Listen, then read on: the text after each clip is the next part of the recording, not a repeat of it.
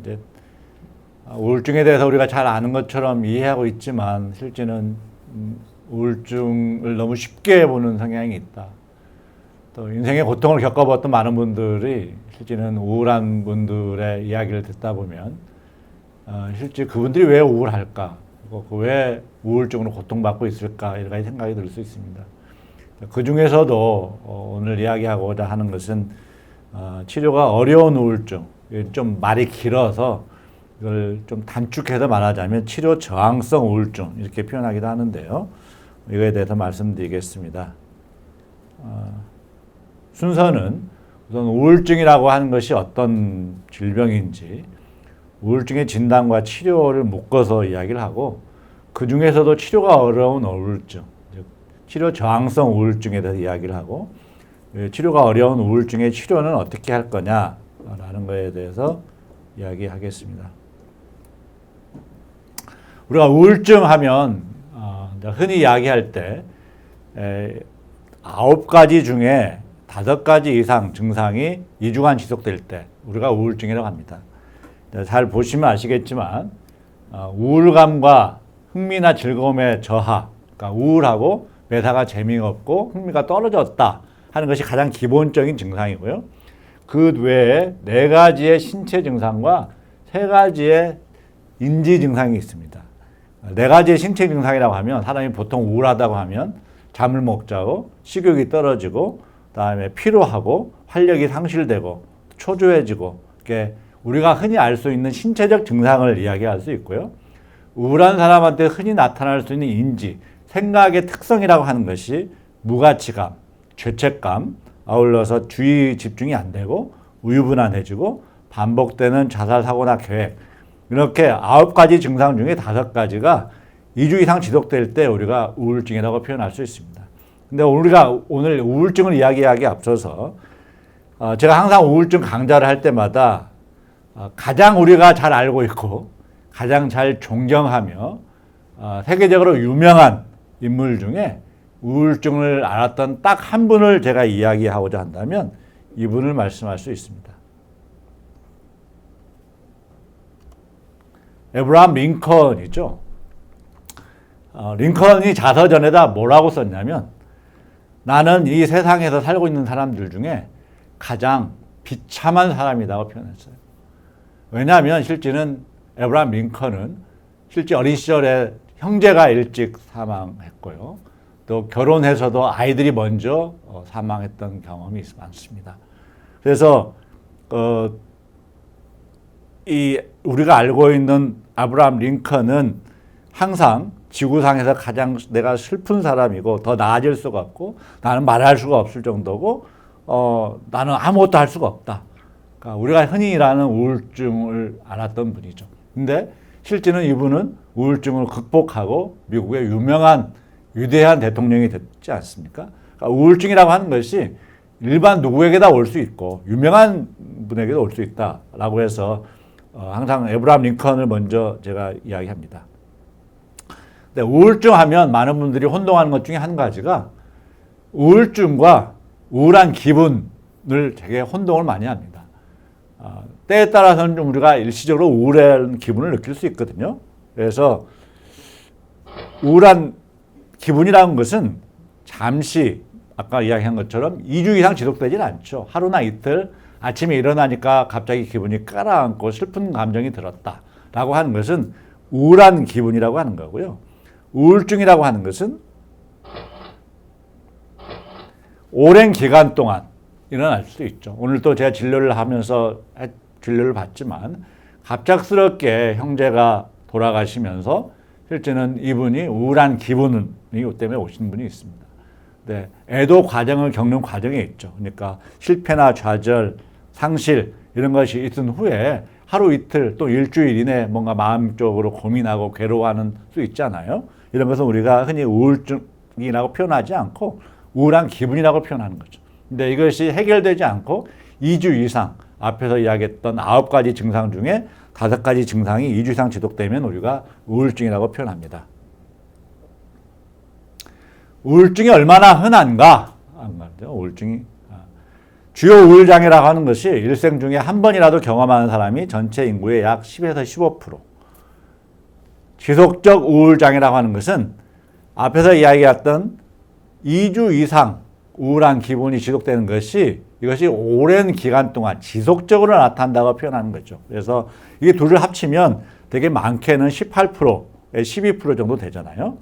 우리나라 연구 보고에 의하면 우울증에 평생 한 번이라도 걸릴 수 있는 가능성이 남성이 5.7%, 여성이 9.8%, 전체 7.7%라고 표현되고 있고요. 근데 문제는 2001년도에 4.0%에서 점진적으로 증가하고 있는 걸 볼 수 있습니다. 그래서 이러한 것은 전 세계적으로도 마찬가지예요. 전 세계적으로도 1990년과 2017년에 우울증을 전 세계적으로 얼마나 증가했는가 비교해 보면 약 50%가 증가했어요. 50%가. 1990년에 전 세계적으로 1억 7,200만 명이 우울증을 앓았는데 2017년에는 2억 5,800만 명으로 증가했죠. 엄청난 증가의 퍼센트입니다. 우리나라는 어떠냐? 전 세계적으로 우울증이 연간 증가율을 조사해서 보니까 1등이 벨기에고요. 2등이 가나고 3등이 한국이었어요. 마이너스는 감소하는 나라입니다. 그러니까 한국이 전 세계적으로 우울증의 연간 증가율이 가장 많은 나라 중에 세 번째를 차지하고 있다는 거죠.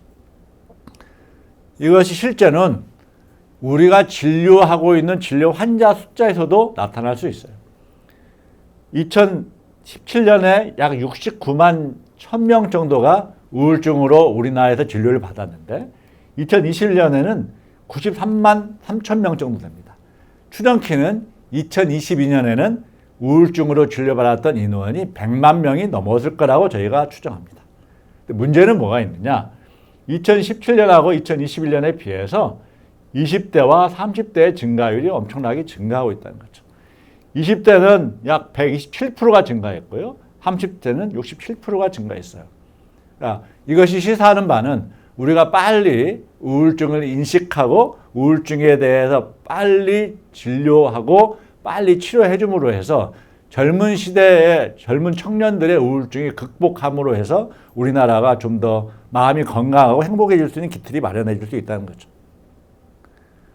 우울증의 원인은 많이 있습니다. 한 가지 원인이라고 표현할 수는 없죠.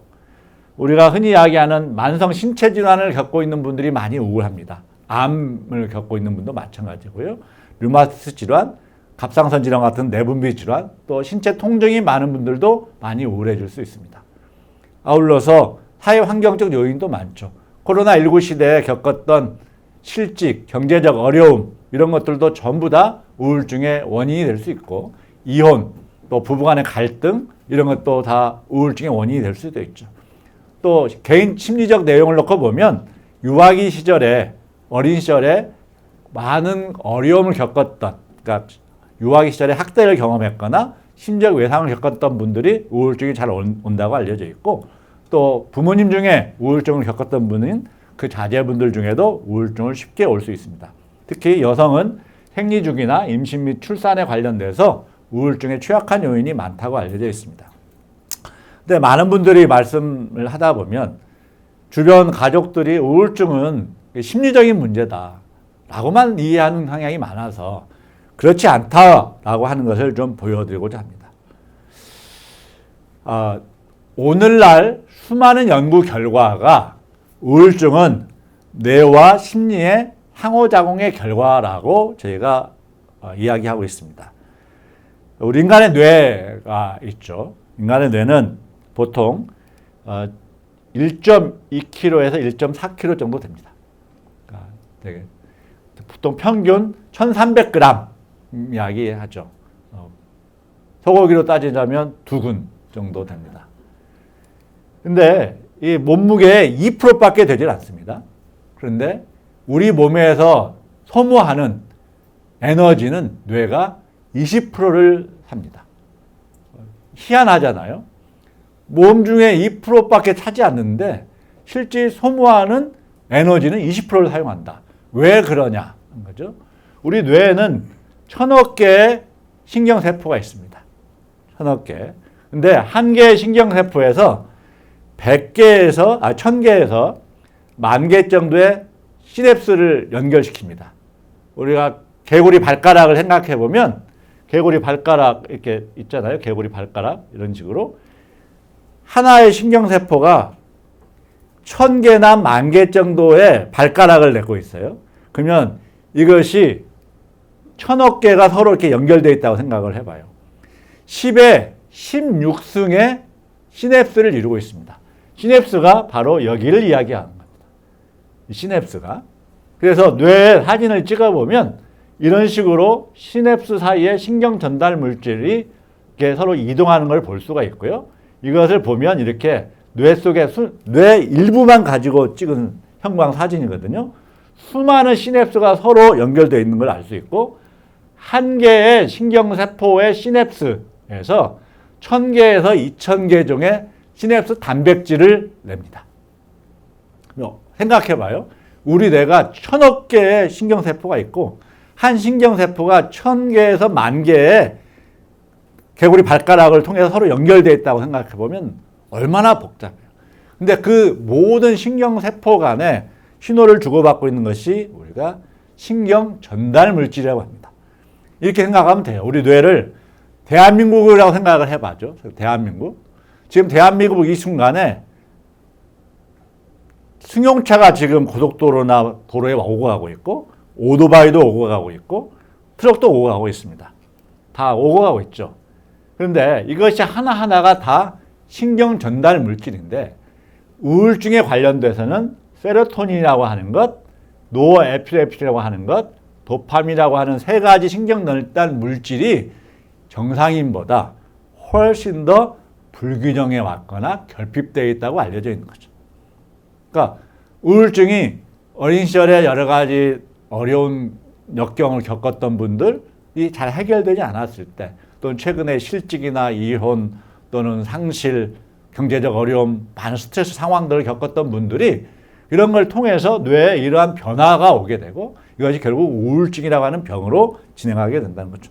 그래서 우울증이 심리적 원인이 유발했지만 실제는 그것이 뇌의 기능을 변화시켰다라고 하는 걸 알 수가 있어요.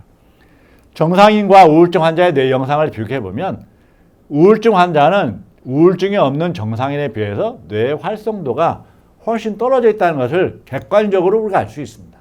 그래서 치료를 하면 이것이 다시 이렇게 돌아가는 거죠.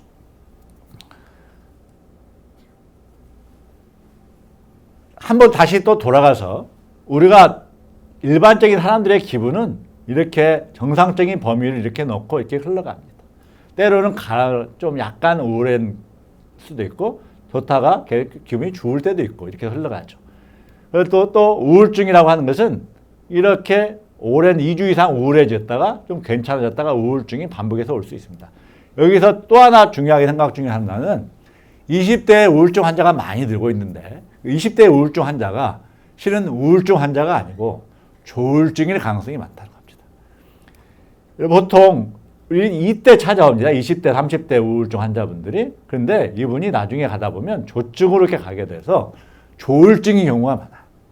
그래서 이걸 감별하고 구분해야 되는데 왜 중요하냐? 이 우울증 때 SSRI라고 하는 항우울제를 쓰게 되면 이 우울증 환자가 조증으로 변해요. 그래서 항우울제를 함부로 정확한 진단 없이 써서는 안 된다. 그래서 제가 감히 이야기하지만 타과에서 SSRI 같은 항우울제를 함부로 남발해서는 안 된다. 왜냐하면 이 조울증의 위험성 때문에 그렇게 이야기하고 있습니다.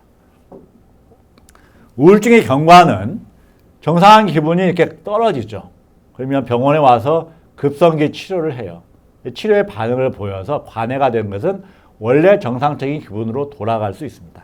근데 우울증이 재발을 잘하는 병이기 때문에 실제는 완전히 회복되기 전에 재발하는 것을 리커런스하고 완전히 회복된 다음에 재발하는 것을 릴랩스라고 하는데 실제는 이 관해에 도달하는 것이 가장 치료의 중요한 목표일 수 있다라고 이야기할 수 있습니다. 대한민국 우울증의 치료 전략 방향이라고 한다면 제가 정신약물학회 이사장을 하고 있기 때문에 이렇게 이야기할 수 있죠. 앞에서 이야기한 것처럼 정확한 진단이 필요하다. 우울증에 대해서. 그래서 양극성 우울증과 감별이 반드시 필요하다. 빨리 치료를 시작해야 된다. 우리가 치료를 받지 않은 기간을 DUI라고 합니다. DUI라고 하는데 치료받지 않은 기간이 길어지면 길어질수록 우울증이 더 심해지고 실제 우울증으로 인한 자살하거나 이런 심각한 문제들이 발생될 수 있기 때문에 빨리 치료를 시작해야 된다. 근데 많은 우리나라의 성향상 우울증이 있다라고 하면 괜히 심리적으로 약해서 성격적으로 뭐가 나서 우울증이 온 것처럼 잘못 인식되는 것들 때문에 이 치료받지 않은 기간이 점점 길어지고 있다는 거죠. 그래서 오늘 이 강의를 통해서라도 많은 분들이 우울증이라고 하는 병은 심리적으로 또 성격적으로 약해서 생긴 것이 아니라 내가 겪었던 심리적 현상과 뇌가 상호작용해서 일어난 결과물이기 때문에 일부는 뇌의 기능의 병이다라고 이야기할 수 있고 개인적인 책임보다는 빨리 전문가를 만나서 진단받고 치료하는 것이 좋다라는 거죠. 효과가 빠른 치료를 해야 되고 잔류 증상이 없는 치료를 해야 된다. 우울증을 치료하다 보면 약만 주는 경향이 있는 경우가 많아요. 약만 주면 앞에서 이야기했던 치료 반응은 일어나지만 실제 관해에 잘 도달하지 않습니다. 그래서 항우울제라고 하는 정신약물과 정신치료 또는 상담치료, 심리치료가 함께 제공되어야만 가장 좋은 치료를 결과를 낼 수 있다라고 이야기할 수 있고 또 많은 분들이 짧은 기간 동안만 해요. 근데 첫 번째 우울증을 겪었던 분들한테는 대개 이렇게 설명을 합니다. 치료에 효과가 있기까지는 적어도 4주에서 6주까지는 기다려 볼 수 있어야 될 것 같고요.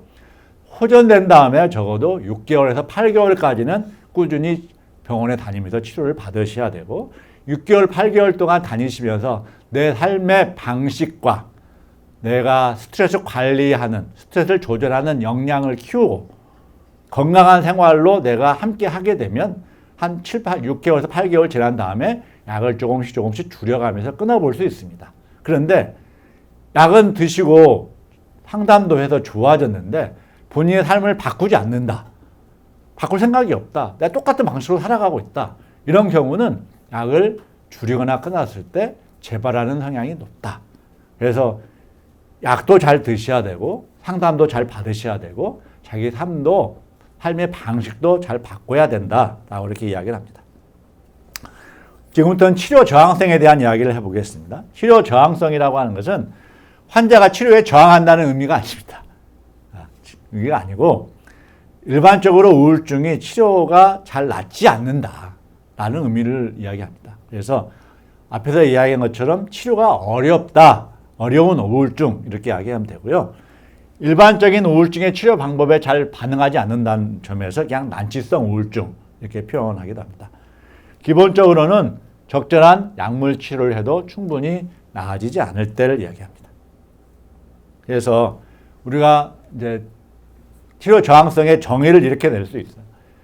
2가지 이상의 항우울제를 충분한 용량으로 충분한 기간 동안 치료하였음에도 충분한 호전이 나타날 때, 충분한 용량이라고 하는 것이 정상 성인 용량, 충분한 기간이라고 하는 것은 적어도 4에서 6주간을 충분한 호전, 앞에서 얘기했던 완전히 기능이 좋아진 관해 상태에 도달하지 않을 때 우리가 치료 저항성이라고 합니다.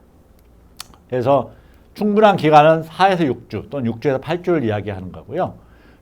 항우울제를 소량을 사용한 뒤에 중단한 경우는 우리가 치료 저항성의 우울증에 들어가지는 않는다.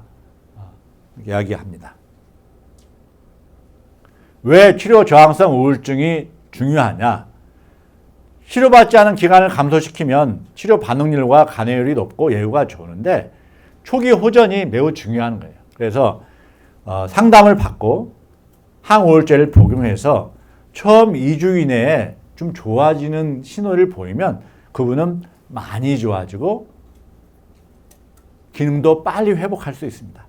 그런데 이게 잘 안 된다. 치료 초기에 반응을 보이지 않는다. 이것은 되게 치료 저항성 우울증이라고 표현할 수 있고 이런 경우에 환자분의 자살 사고가 4배가량 증가하기 때문에 치료 저항성 우울증에서 실제는 자살 사고로 또는 자살 시도로 생을 마감하시는 분이 많이 생길 수 있다는 겁니다.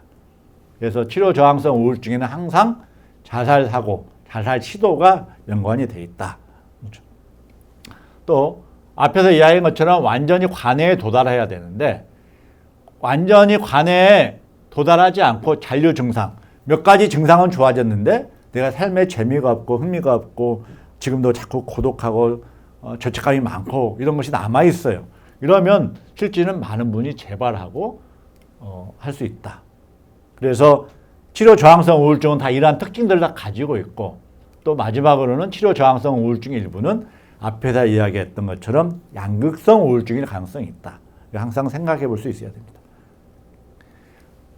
항우울제가 얼마나 치료가 잘 안 되느냐 라고 생각해 보면 이게 이 연구가 전 세계적으로 우울증 치료에서 가장 시금석이 됐던 연구예요. 어떤 연구냐면 미국에서 대학병원, 개원가 또는 종합병원의 모든 정신과 의사들이 모여서 자기가 진료하고 있는 첫 진료했던 우울증 환자를 진료한 후에 약을 주고 약이 얼마나 효과가 있는가를 계속 추후에 조작조사를 해서 연구를 해봤어요.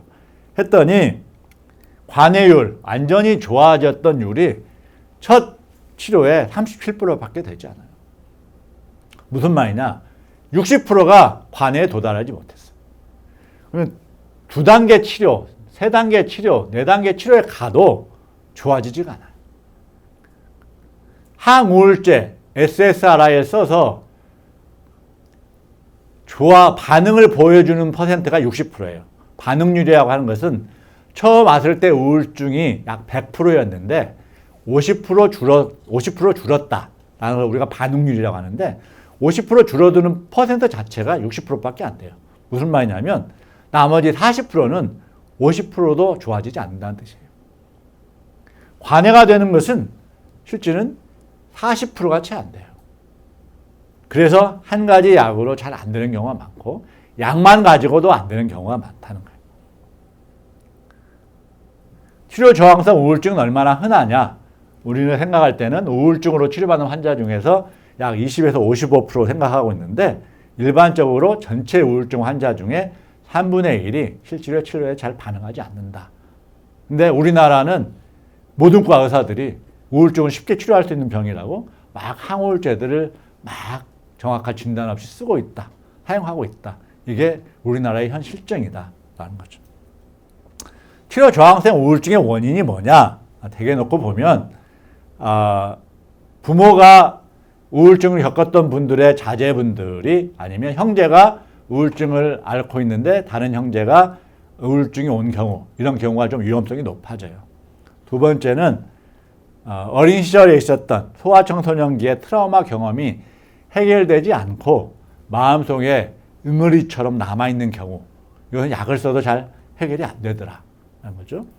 세 번째는 앞에서 이야기했던 건강하지 못한 생활 습관이 계속 유지하고 있는 경우가 그렇고 마지막으로는 우울증이 앞에서 이야기한 것처럼 세로토닌, 도파민, 노어에피네프린만 원인이 된 줄 알았더니 최근에 연구를 해보니까 여러 가지 뇌 신경세포의 이상이라든지 내분비의 면역체계의 이상들이 왔는데 그 기능의 이상이 치료 저항성 우울증과 원인이 있는 것이 아니냐 이렇게 이해하고 있어요. 그 중에서도 가장 많은 원인이 스트레스예요. 스트레스를 받으면 뇌 시상하프를 통해서 뇌하수체에 신호를 보내고 뇌하수체에서 부신피질의 신호를 보내면 뇌유래 신경인자나 이런 것들이 실제는 영향을 주고 해마의 크기가 감소하죠. 그러면서 이렇게 악순환이 계속되고 이런 악순환들이 결국 앞에서 이야기했던 뇌의 만성염증 반응 같은 면역계 이상이 오기도 하고 뇌를 건강하게 해주는 뇌신경세포 가소성 그러니까 뇌의 건강성을 계속 유지하기 위해서 건강성을 촉진하는 물질들이 뇌에서 자꾸 만들어내요. 그런데 그것이 줄어들어요. 그러니까 뇌가 스트레스를 받고 회복할 수 있는 역량들이 자꾸 떨어져요. 떨어지니까 이게 치료를 해도 잘 반응하지 않더라. 이런 거고 아울러 사회적 적응이라든지 사회적 지지가 부족하거나 우울증이 불안장애가 같이 동반됐을 때 또는 술을 많이 마시는 분들 이런 분들이 잘 좋아지지 않더라는 거죠. 치료는 어떻게 하느냐? 우선은 항우울제의 치료를 최적화 시작해야 된다. 앞에서 얘기한 것처럼 이 약이 치료 효과가 있는지를 보려면 충분한 용량을 충분한 기간 동안 써야 되는데 이렇게 잘 안 돼요. 왜냐하면 환자분들이 약을 복용하고 나서 집에 가서 먹으는 사람들 잘 안 먹어. 약을 안 먹을래요. 아니면 좀 뭐가 해가 될 것 같으니까, 안 좋을 것 같으니까 약을 아침, 저녁으로 처방했는데 아침 약은 다 빼먹고 저녁용만 먹고 그래요. 그래서 실제 잘 안 좋아지는 경우가 많아요. 그래서 약을 잘 복용하고 있는지 확인해야 된다.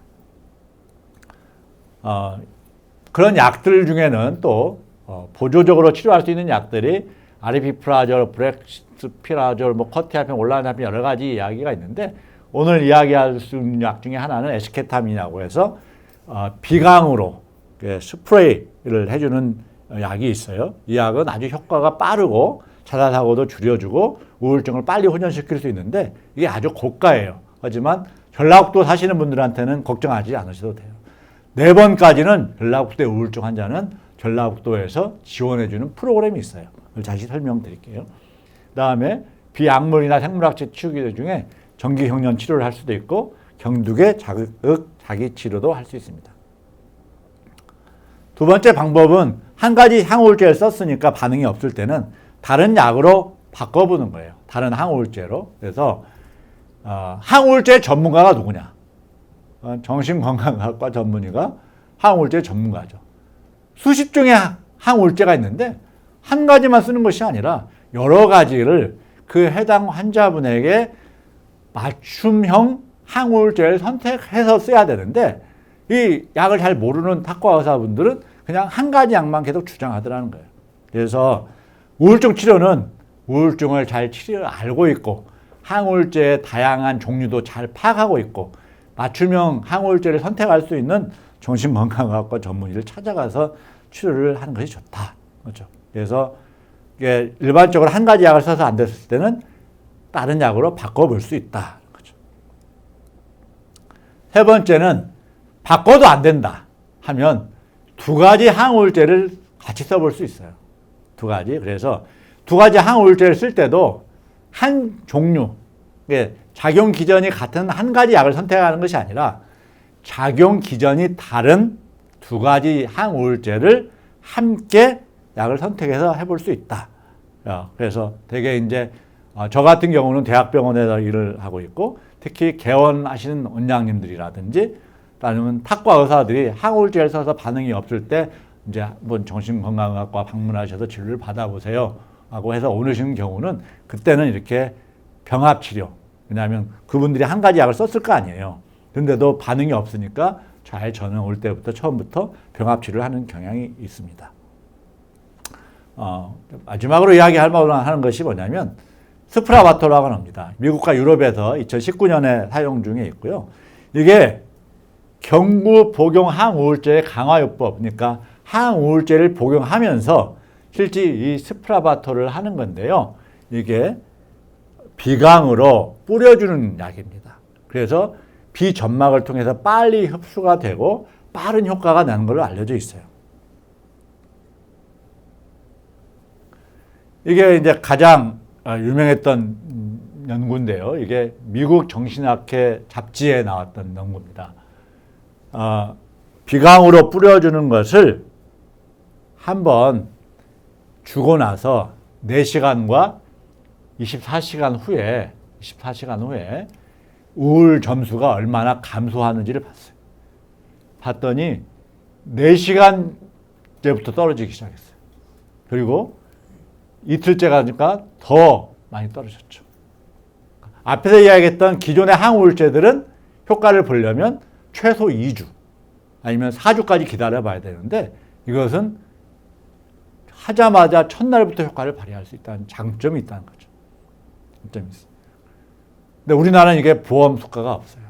그래서 일반으로 처리가 됩니다. 근데 아주 고가예요. 그런데 제가 전라북도 정신건강복지센터장을 맡고 있지 않습니까? 전라북도에 계시는 우울한 환자분들, 특히 청장년들에게 희소식은 뭐냐면 전라북도에서는 자살 시도자 및 주요 우울장애 환자에 대해서 앞에서 이야기했던 에스케타민, 비강 스프레이 치료비 지원 사업을 합니다. 그래서 1인당 연간 최대 240만 원 한도에서 저희가 지원 사업을 하고 있기 때문에 전라북도 주소여야 됩니다. 거주지도 전라북도로 되어 있어야 됩니다. 이런 분들이 병원을 방문하셔서 내가 기존의 항우울제 치료도 효과가 잘 없고 떨어지고 아직도 심하게 우울한데 내가 자살 사고도 심해요. 좀 도와주세요. 라고 연락하시면 또 온강대학병원을 방문하시면 저희가 이 센터와 연결을 시켜서 이런 지원 사업을 제가 해드릴 수 있습니다. 그래서 문의는 전라북도 정신건강복지센터 이메일로 해주셔도 되고 전화는 063-270-9735 전라북도 정신건강복지센터에 자살 예방팀이 있습니다. 이런 연락을 주시면 언제든지 도와드릴 수 있기 때문에 꼭 주변에 혹시 이런 분이 계시면 많이 좀 알려주시면 좋겠습니다. 그 외에도 비약물학적 치료가 정기경련 치료, 경두계 자기 자극 치료, 경두계 진유 자극술 같은 것들이 있습니다. 또 아울러서 좀 더 특화된 또 아니면 특성화된 심리치료나 정신치료를 시행할 수 있죠. 그래서 인지행동치료, 대인관계치료, 또 마음챙김 기반 인지치료, 병증법적 행동치료, 행동활성화치료 또는 정신역동적 정신치료 이렇게 좀 더 전문화된 상담 또 전문화된 정신치료를 함께 항우울제와 함께 받아보시는 것이 도움이 될 수 있습니다. 특히 앞에서 말씀드린 것처럼 우울증의 치료는 항우울제 단독으로만 할 수가 없다. 우울증 치료는 인지행동치료, 대인관계 정신치료, 지지정신치료, 정신역동치료, 정신분석적 치료 같은 이러한 정신치료와 항우울제를 같이 했을 때 항우울제를 주는 것보다 훨씬 더 치료 효과가 좋다라고 하는 수많은 연구 결과가 있습니다. 더 나은 치료 방법이 있는데 더 빨리 좋아지고 더 많이 좋아질 수 있는 방법이 있는데 항우울제만 복용하시겠습니까? 그래서 꼭 우울증의 치료는 특히 치료 저항성 우울증의 치료는 정신건강의학과 전문의와 함께 정신약물 치료와 정신치료 함께 받아보시는 것을 권장합니다.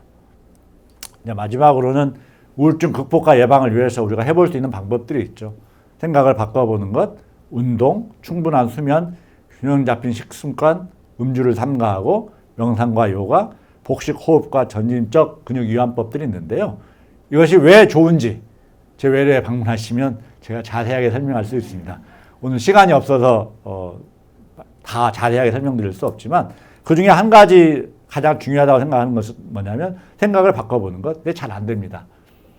잘 안 돼요. 그래서 생각을 어떻게 바꿀 수 있는지를 저를 찾아오시면 제가 도와드릴 수 있고요. 혼자서 해볼 수 있는 것 중에 한 가지는 운동의 방법이 있습니다. 전 세계적으로 수없이 많은 정신과적 연구가 진행되고 있는데 그중에 우울한 기분에 효과가 있다고 알려진 것 중에 하나가 운동과 명상입니다. 또 이제 재발을 잘하는 경우가 많다고 했잖아요. 실제 우울증이 재발이 잘하는 병인데 불면증이 지속되거나 무기력하거나 쉽게 지치거나 집중력이 떨어지고 짜증이 많고 또 식욕이 떨어지고 머리가 아프고 소화가 안 되고 가슴이 답답한 신체 증상이 나타나고 이런 경우는 재발을 잘하기 때문에 우울증 치료를 받으면서도 이러한 증상들이 지속되시는 분들이 있으면 좀 더 전문가, 우울증 전문가에게 좀 치료를 받아보시는 것이 좋지 않을까 생각이 됩니다. 아울러 재발 방지를 위해서는 처음에 호전을 보였다 하더라도 유지치료가 필요하다. 충분한 항우울제 용량으로 1년 정도 앞에서 이야기한 4주에서 6주, 6주에서 8주간 하면 2달 되잖아요. 6개월에서 8개월 합치면 10개월 되잖아요. 그 다음에 2달 동안은 점점 줄여가는 감량 기간을 합치면 되게 1년 정도 됩니다. 그러니까 1년 동안 한 전문가 만나서 자기 삶을 바꿔볼 수 있는 기회는 1년 동안 함께 하면서 자기 삶이 좀 바꿔질 수 있다라고 하죠. 또 일부 환자분들은 1년 이상 치료가 필요한 경우도 있다. 약물 치료와 정신 치료가 가장 효과적이다라고 이야기할 수 있죠. 이제 마지막으로 이제 정리하자면 우울증 환자분들이 꼭 이 영상을 보고 있는 분들한테 말씀드리고 싶은 것은 우울증은 자신이 약해서 생긴 병이 아니다는 걸 꼭 인지했으면 좋겠다라는 거죠. 우울증은 치료가 의사가 일방적으로 하고 또 기다리기만 하면 되는 것이 아니라 우울증은 이를 극복하기 위해서 스스로 노력한다면 좀 더 좋은 결과를 빨리 얻을 수 있다. 이런 거죠. 그래서 이러기 위해서는 이러한 생각의 변화도 필요하다. 또 전문적인 도움을 받는 것을 빨리 시작하는 것이 좋다. 또 치료하자마자 가서 약 복용하고 이틀 만에 좋아진다. 이런 걸 기대하기는 어렵다. 같이 노력해야 된다. 또 시간이 좀 필요할 수 있다. 빨리 효과를 보려면 앞에서 얘기했처럼 에스케타민, 비강 스프레이가 좀 도움이 될 수 있다. 그렇죠. 또 우울했던 분들한테 제가 항상 말씀드린 것은 우울한 기간 동안 시험 보려고 하고 어디 직장에 들어가 보려고 하는 경향이 많아요. 그래서 안 되면 더 낙담하고 자책하고 그런 성향이 많죠. 그래서 중대한 의사결정은 되게 병이 나은 후로 연기하는 것이 좋습니다. 되도록이면 혼자 지내지 않고 내가 가장 신뢰할 수 있는 분과 활동을 같이 하는 것이 좋다. 또 기분을 좋게 만드는 활동에 참가하고 이러한 우울증 환자가 있는 분들의 가족들도 같이 고통을 겪고 있는데 또 특히 자살을 기도했던 환자의 가족은 그 환자분이 증상이 어느 정도 호전된 뒤에도 항상 불안해하고 항상 재발의 두려움을 갖기 마련이거든요. 그래서 가족들의 역할도 좀 중요하죠. 그래서 이러한 분들은 가족들이 좀 환자의 상태가 병으로 인한 것임을 인정하고 분명히 낫는 병임을 좀 명심하는 것이 필요하다는 것이 필요하죠. 아울러서 환자의 증상에 대해서 공부하고 이해하려고 노력하고 좀 비난하지 않았으면 좋겠다. 왜냐하면 본인이 원해서 생긴 병이 아니잖아요. 또 어려움을 충분히 좀 들어주고 이해하고 공감하며 용기를 북돋아주는 것도 도움이 된다. 또 여러 가지 활동에 참여를 권하고 함께 하려고 노력할 수 있지만 조급하게 강요하지 않는 것이 좋다. 치료를 받도록 적극적으로 권유하고 또 약을 잘 먹도록 복용하도록 돕는 것도 필요하다. 이제 우리가 흔히 할 수 있는 평소 우울증을 예방하는 방법 중에는 긍정적 사고와 즐거운 마음으로 생활하는 것, 적절한 스트레스를 해소하는 것, 또 가족과 친구 간의 좋은 지지 체계를 유지하는 것, 가벼운 운동과 규칙적인 생활, 취미 활동 이런 것이 평소에 잘 예방할 수 있는 방법입니다. 결론 말씀드리고 오늘 이야기하는 것은 주요 우울장애나 양극성 우울증에 대한 사회적 관심도 좀 필요하고 우리나라 국민의 마음건강 프로젝트에서 우울증에 대한 설명을 좀 드렸고요. 또 주요 우울장애의 조기 진단, 정신약물치료와 정신치료를 병행하면 더 좋다는 거고요. 치료 저항성 우울증이 높은 빈도를 가지고 있고 이것이 얼마나 중요한지를 말씀드렸습니다. 그래서 이러한 분들한테 스프라바토가 유용할 수 있고 특히 전라북도에 거주하시는 전라북도에 주민록 주소지가 되어 있는 분은 언제든지 힘드실 때 옥강대학병원을 방문하시거나 아니면 전라북도 정신과복지센터를 방문해 주시거나 그것도 정 어렵다, 그것도 귀찮다 그러시면 전화로 0177 맞죠? 갑자기 제가 1577 0199로 전화를 주시면 됩니다. 1577 0199가 정신건강위기 상담 전화라고 해서 전라북도 정신과복지센터에 항상 전화를 받고 있거든요. 1577 앞뒤가 똑같은 것이 아니고 그냥 1577입니다. 1577 0199는 1세부터 99세까지 마음이 건강하고 행복하게 살자라고 해서 0199니까 그걸로 전화를 주시면 될 것 같습니다. 네, 고맙습니다. 감사합니다.